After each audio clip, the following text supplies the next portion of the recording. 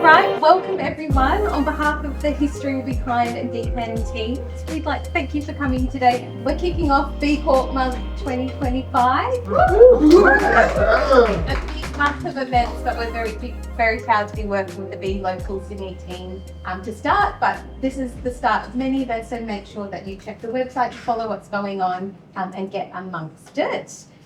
Today should be a great discussion with these amazing panelists who I'll introduce you to, all about, I guess, the challenges, but also the opportunities that face us as a community, as businesses and individuals, as we head into what can feel like a bit of an uncertain year.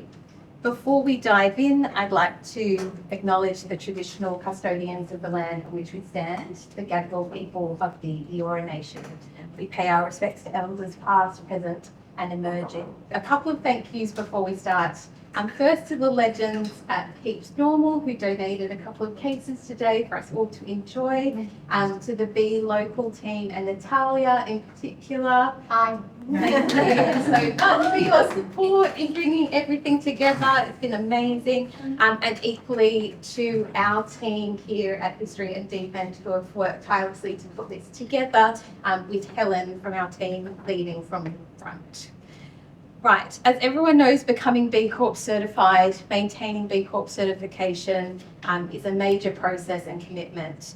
For us, it's been transformative as a business. It's challenged us to raise the bar when it comes to the work we're doing, our business operations, but also it's given us a real focus, I guess, for the future in terms of using our agencies as forces for good and equally partnering with like-minded organisations who share in a commitment to deliver positive impact in the world. But it's not easy, and obviously this year doesn't feel easy, and that's why it's so important and amazing to have the B Corp community around us to share ideas, to share challenges, to debate with.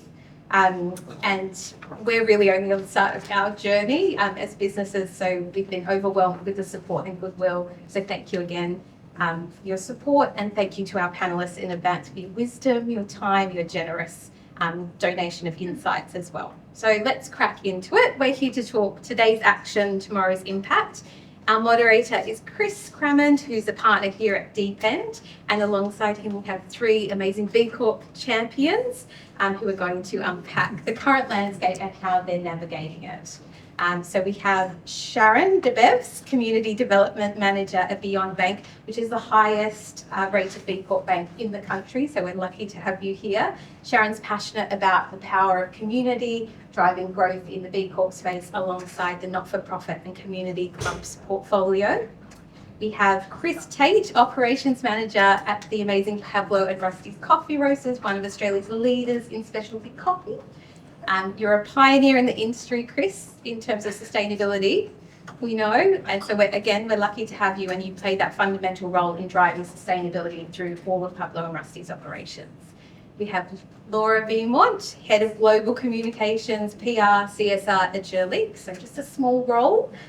She helps spearhead the brand's commitment to high conscious beauty, sustainability, environmental responsibility, and much more. So over to you guys. Okay.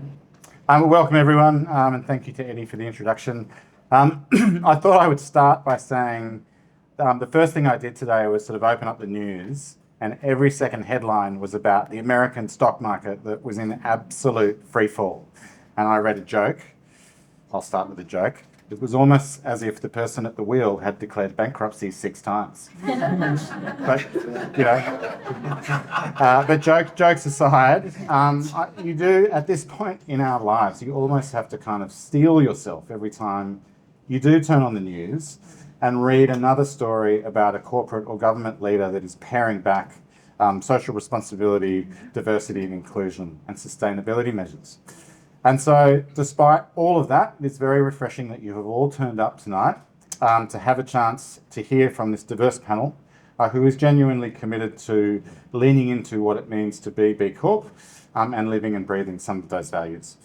As Eddie said, gaining certification is, you know, at the last event we had here, it was a joke about, you know, half of you in the room look very relaxed. You've clearly just been certified, and the other half of you look nervous. You're probably seeking recertification.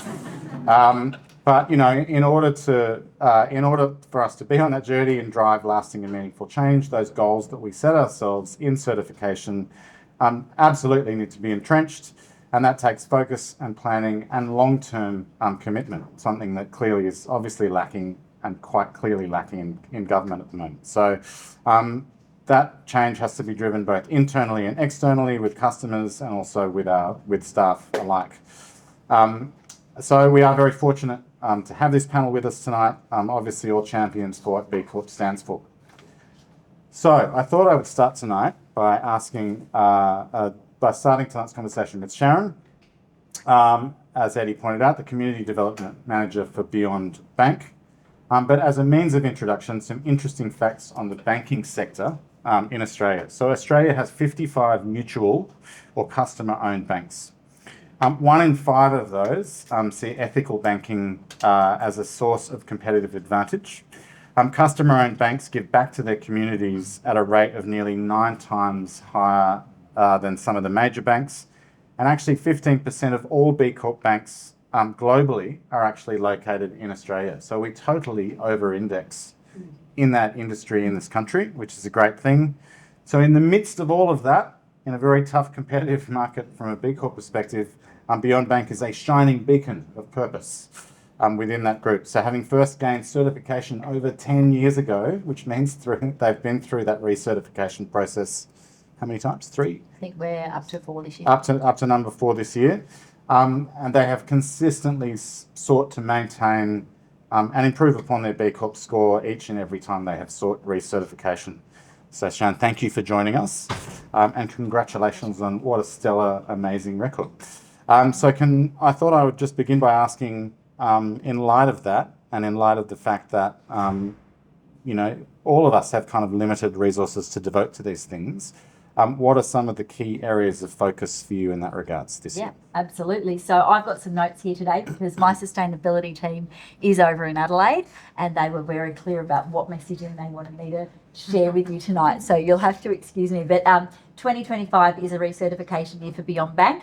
We've been really busy working with the entire business. So we're trying to identify and improve on areas where we can be a better B Corp.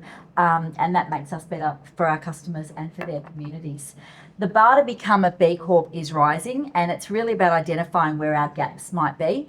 Under the current framework, it's an opt-in model, but we know we'll need to have good coverage across all the new B Corp mandatory topics under the new standards. So we're also heavily focused on meeting the new climate reporting standards, which has great crossover into the B Corp space. And that'll have us better prepared for the new B Corp standards when they do finally land. From a resourcing perspective, and it's about that limited resource, our sustainability team we've got a couple of people in that team, I think there's 3, and they have for the first time ever in 10 years, because we're being recertified and we're celebrating 10 years this year, finally got a budget in this last financial year to actually work towards that. So that's a big step in the right direction for them. Mm-hmm. So yeah, really just trying to refocus this year and looking at how we can identify the gaps. So how do you drive engagement sort of internally as much as externally? Yep. So we're really big on internal. Only today I actually found out, and I've got some notes on that, that we work with an organisation that every time a new employee starts, we gift them with a lunchbox from an organisation that we work with that is a B Corp that's manufacturing B Corp accredited products. We've got a sustainability committee in the business, so that really drives that internal engagement, and it helps us drive the action right across the business, as we don't see it as one team's job to get all the work done. It's a team effort across the entire business. So our learning from other B Corps right across the globe reinforced to us that this is the best approach, and one where the accountability and action is absolutely shared. So regarding our customer base, we try and tell the stories behind being a B Corp as often as we can, and this obviously ramps up during the B Corp month, but we do try and maintain a focus on that all year round, and that's a big part of my role, working in the community space with community organisations. Mm-hmm. We spoke earlier when we were having a chat, and you talked about sort of customer interaction being really key, and I'm just wondering whether when you're and it's something that Beyond firmly believes in. I wonder whether that kind of messaging plays into the training that people receive in terms of how they interact with customers. Yeah, I think, and I'll be perfectly honest, when I started at the bank 2 years ago, I didn't even know what a B Corp was. So it was a really steep learning journey. And once I got my head around it, I was like, this is fantastic. And not something that I thought I would actually be so aligned to, but in fact, seeing how we operate, it's in our DNA. And one of the focuses that we have is wanting to work with B Corps because they get some points for banking with the B Corp, right? So we actually offer our banking package, our community banking package, to all the B Corps that we work with as well. So from a training perspective, we certainly focus in on running lunch and learns, and I know our sustainability committee are pretty active in that space in trying to get everyone across what we need to know. I think a lot of our customers don't necessarily know what to even look for, but when we start telling them the story, they like it. They like what they hear, and they want to get on the journey. With the committee, and again, because it's something that we've just gone through, and we have a similar, we have our beekeepers, which is our name for our committee. But do you cycle people in and out? Do they put their hand up for that? Is that something that that people how do they seek participation in that committee? We've got a few different committees. We've got a diversity inclusion committee. I'm actually on that committee. I'm not on the sustainability committee, but maybe next time around. But certainly there's opportunity to get involved.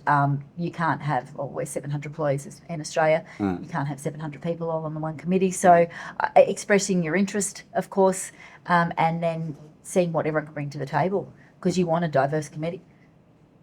Okay.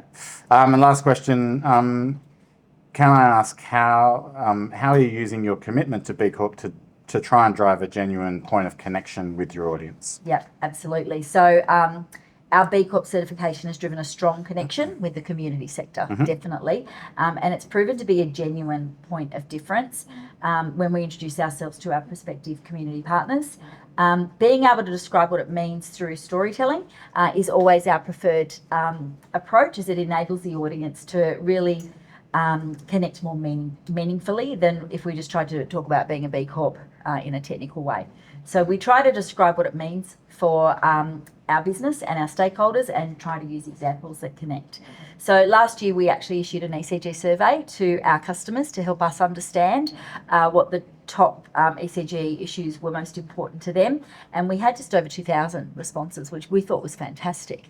And certainly the responses we got, if I can touch on some of those, were very much around the climate change, energy transition. That came in really high on the environment side, and the social issues from a banking perspective, such as consumer financial protection, fair marketing, and information around data privacy and cyber security. So great opportunity to make a connection into the community and get their feedback. Okay. Thank you. Thanks for sharing. That was a very inspiring way of starting things off this evening. For the sake of not moving in a straight line, I'll come back to you, Chris.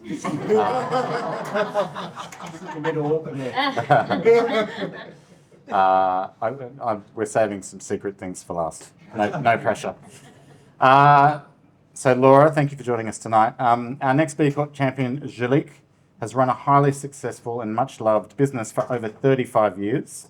And I only learnt yesterday, founded and largely still based in the Adelaide Hills, which is amazing. Despite only having gained B Corp certification in 2024, they have an absolute long history, and in the conversation we were having before this, it's an absolute no-brainer, but have a long history and commitment to sustainable and ethical business practices, from their focus on biodynamic agriculture and synthetic pesticide-free farming, to a focus on green energy use and their ongoing commitment to responsible packaging and waste reduction. They have long been champions of what is sometimes referred to as conscious consumerism. They're a really wonderful example of an organisation whose alignment to the tenets of B Corp extends from the full extent of production to distribution and beyond that to engagement with their customers. So again, thank you very much for joining us tonight. So similarly, can I ask, with that wonderful history and that end-to-end kind of connection to everything that B Corp stands for, how do you focus your activities in a given period? Yeah, well, first of all, just to let you know, it's actually our 40th anniversary this year. 40th. So There the you go. brand began in 1985, and it was created by Ulrika and Ulrika Klein and her husband Jürgen. They were kind of naturopaths and botanists, and they could see the power of plants and wanted to use that to kind of, make people sort of feel good from the inside. And I think it was very innovative at the time, because they looked at the farmers growing everything biodynamically, which is kind of one step beyond organic. And so that DNA has always been in our company. And I think while we've only become B Corp in the last couple of years, I think the sustainability commitments that the brand has shown through those 40 years is really amazing. And I don't think that many people know about it. So this year we're really focused on celebrating that, and really trying to communicate some of that history, but also what we're going to do in the future. So we will be launching kind of new bold commitments for what we can do in the space of people and planet and products by 2030. The other thing we're really focused on this year is how we can reduce our carbon footprint through our supply chain. So we've been doing Scope 3 mapping, which has been a big exercise to look at everything through our supply chain, how we can report better, how we can work with suppliers to really reduce those emissions. So that's kind of a real focus for us this year. And then finally, I think just really that education around B Corp, through our external channels, but also about how we can collaborate with more organisations in the B Corp space to work together in with events like this, but also potentially to look at coalitions. In Europe and the UK, they have B Beauty, which is specifically for beauty brands. It's a coalition of beauty brands, but there's not much presence here. So we're looking at how we can kind of bring that more to this market and APAC and work together as a beauty industry to drive some of that, share some of that best practice, and also find ways to kind of harness that power together. We could do a coffee scrub. Yeah. always open to collaboration. So how do you drive engagement with those sorts of initiatives internally? Is it a committee-based thing? Is it the focus on supply chain? Is that something that you kind of pull a specialist task force around? Yeah. And it's been interesting because I've only been in the role about 6 months. So I think coming in with a fresh pair of eyes, that I think what most companies do is they go out in a big way, announce, that they've got the B Corp certification externally, internally, and then, we've sort of built that into our ongoing sort of pillars of communication externally, but it's probably not really been thought through properly about how we continue to engage people internally. And I think it's obviously really important because employees are looking for working for a company that is a force for good, and that drives motivation and purpose and them wanting to work for the company. But also when it comes down to things like the Scope 3 mapping, which was a big resource required, people tend to not really understand why it's needed. So I think one of the things that I'm really going to work on, and we've already started putting in place, is like how we continue to engage people internally around B Corp, around the progress that we're making, around setting new commitments about getting people involved. So some of the things we put in place is everyone who now joins the company has an induction with our CSR manager, where they take them through what B Corp means, what all of our CSR commitments are. We've got green teams on the ground. We're doing regular updates. We're bringing in external speakers to keep educating and inspiring people. And then also just thinking about how we communicate to different audiences. So for us, we're a global business. And obviously there's levels of awareness about B Corp in, very different in different markets. But also we have people working in the factory. We have people in the store. Who are, in the spas. So just thinking about how we communicate some of that stuff to them in a more digestible, easy to communicate way. I feel like the customer base is really loyal, Now that you have gained certification, has the messaging been amplified to those people, and has that resonated with those people? Yeah, I mean, I still think that there's work to do, just, from us as an organisation around B Corp, but just generally as a B Corp community. I think that there's probably, maybe the younger generation sees it as a label that they can look out for and trust, but I think there's definitely more work that's needed to do. And some of the things we've started doing is obviously building that more through all of our communication. But just going back to what you started with, I think that there's a lot of consumers in general are very anxious and feel a bit paralyzed about what they can do, and it's kind of got to a stage where I think people could easily be like, well, it's too much, I can't do anything. So I think as businesses we have to help them to one, give that positive communication and make it feel like we can all work together to do something, but also give them small ways to make small changes that are going to make a difference. So we did a conscious beauty campaign where we asked everyone to pledge to make one small change in what they were doing daily. So it might be, instead of using a disposable face pad, you used a reusable one, and then we would plant a tree and look at reforestation on their behalf. So simple things like that to help them kind of guide them through that. Also partnering with other organisations, so we're working with Plant for the Planet during B Corp Month, and they really can talk to climate action and what they're doing, as well as farm's footprint, because biodynamic farming is a bit of a not something that most consumers understand, but when you start talking about the food you eat and why it's important to think about that, then you start thinking about why you should think about what you're putting on your skin.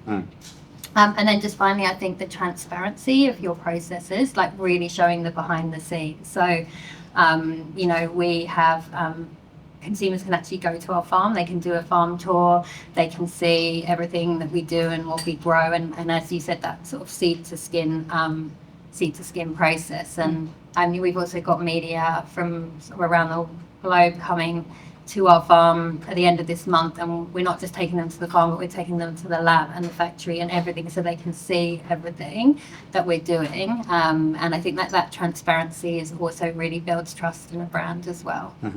I think the idea of coalition's really interesting within a sector. Yeah. Kind of dragging people along for the ride, but then also making it a bit easier for the consumer to go, oh, okay, well, there's that group. Yeah. Yeah, absolutely. And one thing we're looking at is, Black Friday and how overwhelming it is. I feel like people, again, are shutting down. What can we do as a B Corp community to help people make more conscious choices, or, so that's sort of one thing we're kind of exploring, either with sort of just general B Corps or more big beauty brands.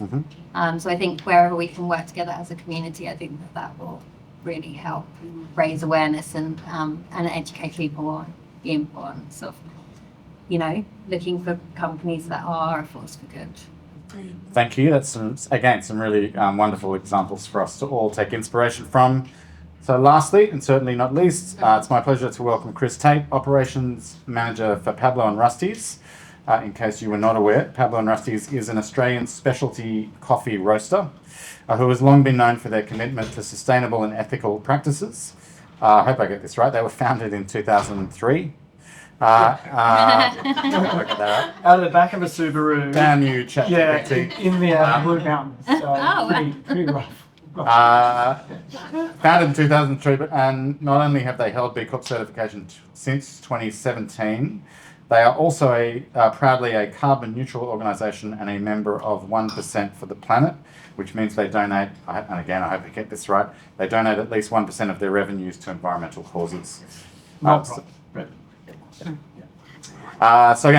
thank you for making the time to join us tonight. So as Operations Manager, can I ask you what your key areas of focus are with relation to B Corp in the coming year? Sure. Thanks, Chris. Thanks for having me here. And first time on a panel, feeling a little bit nervous, but bear with me. And Chris has also given me the permission to do a bit of audience interaction. So I'd like to run a poll, but I need everybody to close their eyes And imagine themselves walking into their favorite cafe. And if you can put up at least one hand. Now, you're about to order your favorite coffee.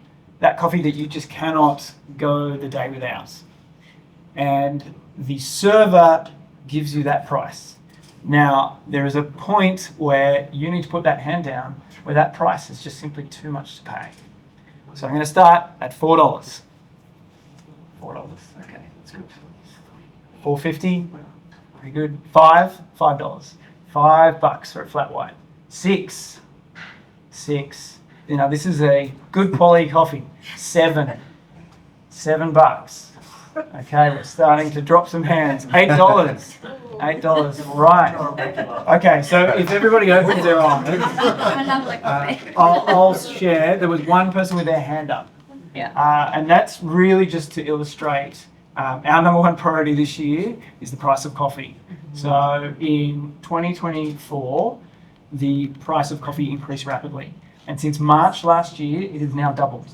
So green coffee prices have doubled since March 2024. Now, for any business that's in manufacturing, if your input costs double, that puts a lot of pressure on the business. Now, for us, we know there is a point where the consumer is not willing to pay. But if I say to you, well, that I can guarantee a coffee at $6 is produced ethically, is produced sustainably, and is delicious, are you willing to pay a little bit more? And I think for the majority of the people in this room, they are. Yep.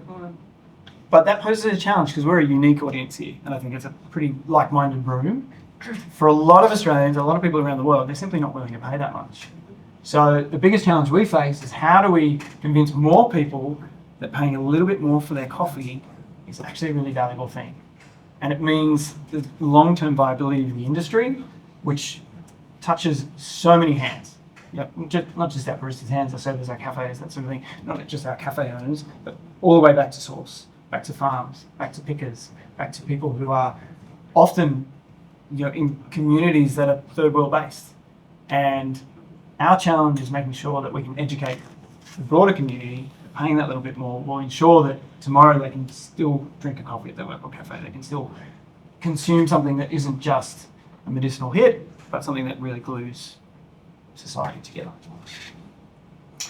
So that said, how do you then communicate about the sorts of initiatives that you're driving, both internally and externally? Like, are you with your customers and with your supply chain? How are you educating them about the importance of this? Yeah, I think it's about taking them on the journey. I think for our wholesale partners, so these are our wholesale cafes, it's really important that we're not just putting up prices and then expecting them to lump it. It's like we need to kind of plant the seed earlier on, which we sort of had to do at this middle of last year when we saw some indicators in the market that things were going to shift. And we had to sort of say then, hey, prepare yourself. Things are going to look different in 2025. And it was really about sort of stepping it out, going, okay, theoretically, if coffee does double in price, what does that mean? What's our plan in place? And we're sort of working our way backwards and ensuring that we had the measures in place, we had the tools, and that we equipped our wholesale cafes to take it on the chin and sort of understand that the right customers will pay a little bit more. So it's really about educating them. And then I think for our at-home baristas, people who are getting coffee on our subscription service, that sort of thing, it's no different. You kind of have to over-communicate.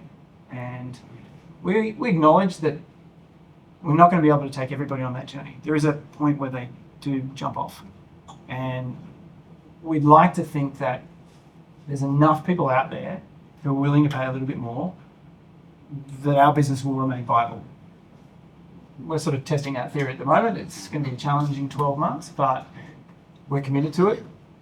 Because the alternative really is either we drop quality, which we're just not willing to do, we drop our standards in terms of sustainability and ethics, and we're just not willing to do that either, or we don't drink coffee.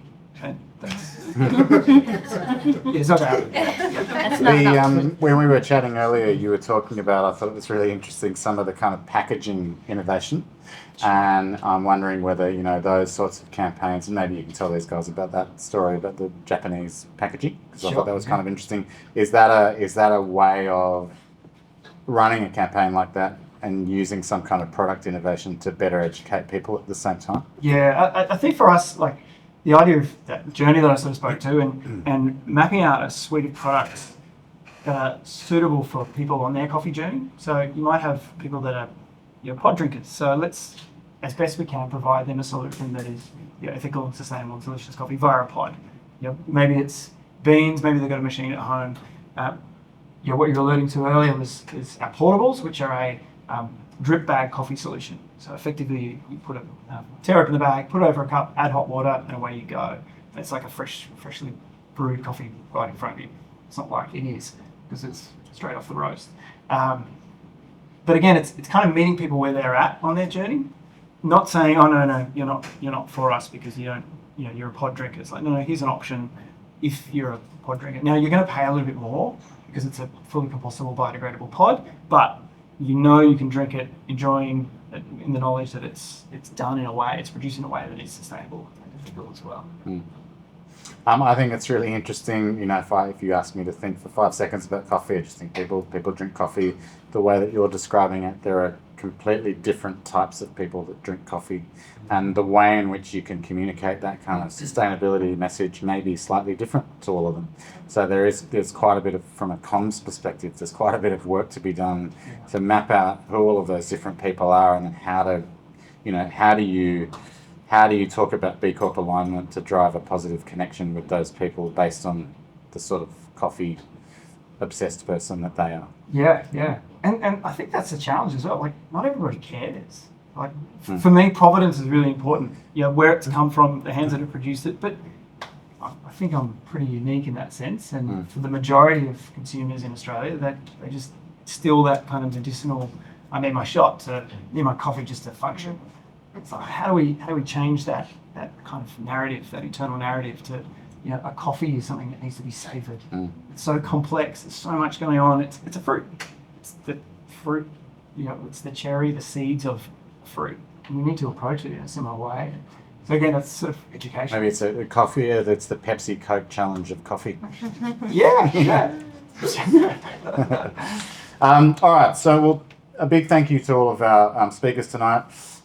Before I pass to you guys to see whether there are any burning questions you want to ask them, I thought I would just have one more slightly political reflection, which I read this week. It's not a joke, this one. But I thought it was really interesting. I read this week, and I don't know if anyone else read this, massive global corporation, Unilever. They had a CEO in place who stepped down. And that guy had been in that role for 18 months. And he was brought into that role specifically with pressure from shareholders and other investors with a mandate to completely pare back on diversity, inclusion and sustainability because they thought it was affecting the company. And it lasted 18 months. Prior to that, they had a guy they had put a person in place called Paul Polman, who was employed by Unilever for over 10 years and really pushed the business to be a far more sustainable and ethical in its operations. And it was a really interesting reflection in this article. In the 10 years before that recent CEO who stepped down was in place, the stock price rose 125% when they were highly, highly focused on ethical and sustainable operation. In the last 3 years, while that guy has been in charge that has recently stepped down, the stock price only grew 6.8%. Massive difference. So as a positive reflection, I don't think the two things are mutually exclusive. You can absolutely have a business that is at its heart is ethical and sustainable and driven by those things without being at the expense of success and profit at the same time. With that, I'll pass to you guys and see whether there are any questions that you would like to ask our esteemed panel. Anything in particular? Thank you so much, you guys. That was excellent. My name's Peter Wilson. I'm a BE consultant. And I guess for the room. You guys are really established in your B Corp journey. Often this journey starts with the one B champion in their company. What would your advice be or your encouragement be to them as they look to championing B Corp movement? Yeah, I can speak to that. So I think for us, when we started our B Corp journey, it was our founder, and it was founder-led, which I think is pretty common. And our first certification was really him and a couple of us kind of cobbling together some data and thrashing it out and eventually getting there. It was a pretty ugly process, and we achieved it in 2017 with an 80.7. So we kind of really just scraped it the line. But I would say, like, the quicker you can get your team involved, and I say this is a small organisation, especially compared to these guys. Like, I do think I've got a lot of respect for the large B Corps. I feel like it's so much harder to really move things forward. But the quicker you can get critical mass amongst a staffing team and really kind of take them on that journey, you're going to get results. But that's also a challenge as well, because I think for us, if I can speak to our circumstance, we're fortunate to be able to attract, because of our certifications, like-minded individuals. And I think there's people that come on board with us with often altruistic standings, which is great because it's a passion you can really enhance. But then sometimes the rubber needs to hit the road when there's a balancing act of sort of the commercial reality of running a business that needs to be profitable. And I think that tension is often something that's forgotten. And so you need the right people involved early on who understand the fundamentals of business as well and are able to speak to the efforts that you're having to take. And sort of recognizing there's some things you can tackle now, there's some things you can do now, but there's other things you just can't worry about for the moment. You can focus on the other areas. Can I just add to that? We're a bit like Germany, not quite as old. We're 37 years old. Our business is called Blade. And when we decided to become B Corp, which was in 2022, we're going through a recertification now. It was something that we had always done since 1988 when we started. So a little bit like Jelly. We were recycling, we had to import recycled paper from America because there wasn't any available here. And like there were a whole lot of things that we were already doing. And so when we found out about B Corp, we thought, well, we're doing that. And all of our staff were already on board with that. So it was kind of like just a no-brainer. Of course, it was a lot harder to do the certification because you had to, quantify all of that, which of course Jill, who I just named Queen Bee, that was her job. And it was a really long road, really, really hard to do, just as a recertification is, things to achieve and that kind of thing. So it's just, Yeah, I think that's a really good point. Like, it is hard work and it does involve everyone in the business, and it's great when you have got it in your DNA because you're not, really having to change everything. But one thing I was saying as well is there's so much new regulation and things coming in anyway that I feel like if you are a B Corp, you're already ahead of the game, so it's only going to benefit you as a business, and things you're going to have to be doing more and more as more sort of regulations come in around how businesses are reporting. But I think it's really important to get everyone involved. Like, you need people at the top because it is going to, sometimes impact like what the business decisions you're making. But there, like you say, there's work through, from everyone in the business. So the earlier you can get them engaged, I think the better. But you do need someone driving it as well, Yeah. I wonder how many people actually sort of publish their score and then what their key areas of focus are and what their intended outcomes are, and do that kind of publicly and physically in their workspace, specifically, to get support from people internally. Yeah, we have that as part of the training that I was talking about. So we do talk people through, what we scored in different areas and where we're trying to get to. I don't know if it's public, but it's definitely internal. But in like town halls or exactly, internal quarterly meetings or whatever that is. Yeah. We've just released our most recent impact report for last year, and as part of that, we make very clear our goals, which we set as a leadership team a number of years ago. 3 goals: gain 1% for the planet status, 100% of our packaging biodegradable, recyclable, and become a B Corp with a score of 100 by 2025. And we've just gone through recertification, 97.1. It's just like, oh. It was a bit of a kick in the guts. We should have spoken of Beyond Bank and got an extra couple of points. But it's kind of about being honest as well. Yeah, I think you have to be transparent, and you're not always going to reach every single goal you set. But if you're on a journey trying to get there, and you're being, you're communicating along the way. If you're falling short, then I think that's fine as well. Like people just want to see that you're trying. Sometimes some companies just don't even want to start because they don't want to fail, or they don't want to be as transparent. But I don't think anyone has any issues if companies are saying we're trying to get there, but this has held us back, or this. So so I think you should still be really proud. Yeah, I tell you, it was hard writing that sentence. Yep, you didn't get it. Thanking with Beyond Bank would have been the easiest 4 points. Probably.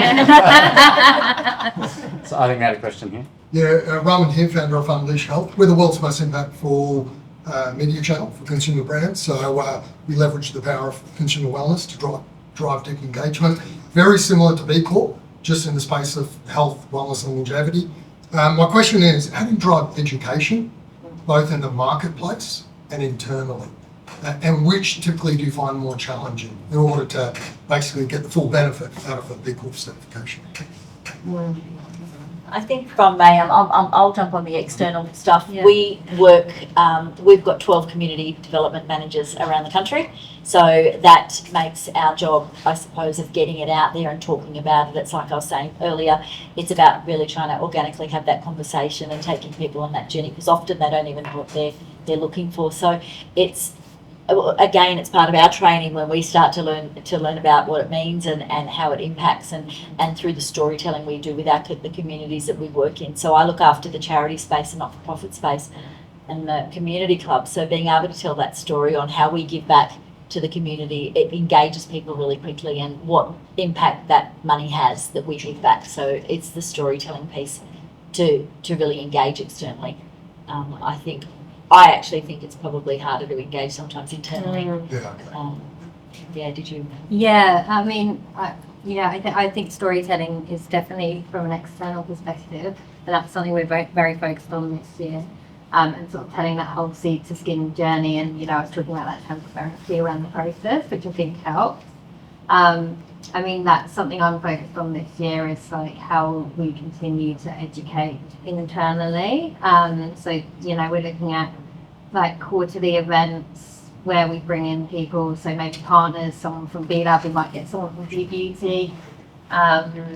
We are trying to just give generally more updates. So, today my CSR managers sent out an email just saying what we've been doing over the last few months from a B Corp community. So talking about this event and a number of other things we're doing, but also some of the things that we've achieved, in our factory, like reducing the electricity consumption and, changing something about the osmosis in the water, and now that's saved us, 10% in water usage. So I think it's like over communicating, and people might not read it, and they might not be interested, but some people are, and they want to hear it. And I think that's external as well. Like, you're going to have consumers who want a lot of information, and I think you have to have that deep information, whether it's you've got a QR code, and some people just want to hear a little bit about it. So it's like ensuring that you're kind of giving people the opportunity to go as deep as they want.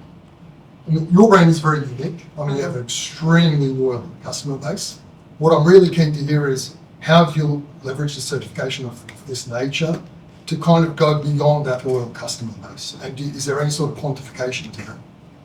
Yeah, I mean, I would probably say that it's opened us up to a new audience, because I actually think it's probably a bit more of the younger generation, and that one are looking for brands that are more sustainable, that are more natural, and so I think that it's probably got us, in more of a younger audience. I think like the way that we are trying to do that again is through different partners, being able to reach new audiences, like I was mentioning farmers footprint, for instance. Biodynamic farming is not something that most people know anything about, but they go around the country telling stories about farmers and what they're doing in the farming space, because they don't think that the way we're farming is sustainable for the earth, or also for humans, and the way what we're eating. And so they came down to the farm and they filmed for 2 days, and we'll be releasing like a film that they've done this month around that. And that's just a really nice way for other people to tell your story credibly as well. So yeah, I think again, going back to storytelling, I think that was really important. Thank you, Roy. Can I make just a comment on that? And it's sort of our approach has differed slightly in a sense of a kind of an epiphany that we had a couple of years ago, where we could be the most sustainable coffee company on the planet. Like, have 150 B Corp or something like that. If our coffee wasn't delicious, Yeah. That's right. Yes. like honestly, so The products don't work. exactly, like if your coffee scrub Yeah. tore your face off, like it doesn't matter how sustainable it is. Yeah. Like, so it was a realization like if our coffee is not delicious, then our sustainability means nothing. All the accreditation in the world means nothing. And it was a kind of reaffirming moment. It's like, no, focus needs to be this. But what keeps our customers engaged is the fact that we are sustainable, that we do tick boxes. So there's the feel good factor. So it's a stickiness. It's about, rather than trying to acquire customers with our sustainability kind of metrics, it's about how we retain them, and certifications do that. That was when we kind of came to that conclusion, we're like, okay. A question, huh? No, I was just going to say, some time ago, I worked at a company called Schneider Electric, so they're a global industrial automation and energy management organization. But they're not a B Corp, but they are recognized by a lot of time and so on as one of the most sustainable companies in the world. But the one thing I did take away from them in terms of, I guess, engaging internally is they did quite a lot of internal education around sustainability, explaining concepts like scope 1 and 2 and 3 emissions and these types of things that a lot of people don't necessarily know. But the content, it was mandatory, so you pretty much would watch it off because I think they've got like 500,000 employees globally. So to try and sort of engage people internally, you can certainly do, your town halls and so on and so forth within the different countries, but not necessarily across the whole world. But they produced content that was so engaging that you actually found it was fascinating, and some of the things that they share with you in terms of facts and insights and all sorts of stuff, that actually you walked away informed, but also were entertained through the process. So that's it. I don't think you need to, we want to be entertaining as well. And you don't always have to be really serious when communicating about sustainability. I think it is like you want to educate people and inspire them and empower them, but you can also, like you say, entertain them as well. So Definitely, yeah. Because people are people, right? yeah, People are sure fans as well. Okay, well, we might call it there, but hopefully everyone has gained something, whether that's inspiration or I'm sure you will all join me in thanking our wonderful panel and all their contributors.